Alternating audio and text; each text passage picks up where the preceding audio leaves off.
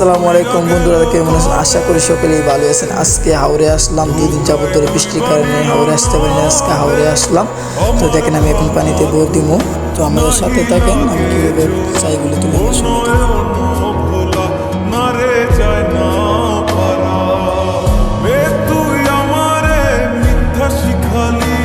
এখন ডুব দিয়ে চাইগুলি লইয়ে আসলাম। তো দেখা যাক এখন চাইগুলি যারা যেমন দেখা যাক অবশেষে কি মাছ লাগবে। তো আমাদের সঙ্গে থাকেন, এখন যারা দিব। তো ভাই দেখেন এখন যারা দিয়েছে কি মাছ লাগবে। মাছ যে মাছটি মারে ভাই আমাদের গ্রামে বলে চিংড়ি, আর কিছু কিছু এলাকায় বলে বলদা চিংড়ি। হাতে যে মাছটা লইলাম, মাছটা লিগুলোর চায়ের ভিতরে থাকে। মাছটা চায়ের ভিতরে থাকলে একটি মাছ রেগে ডাইকে লিয়ে আসে। তো এখন চাইগুলি দেখেন সাথে করে আবার নতুন চাই লইলাম।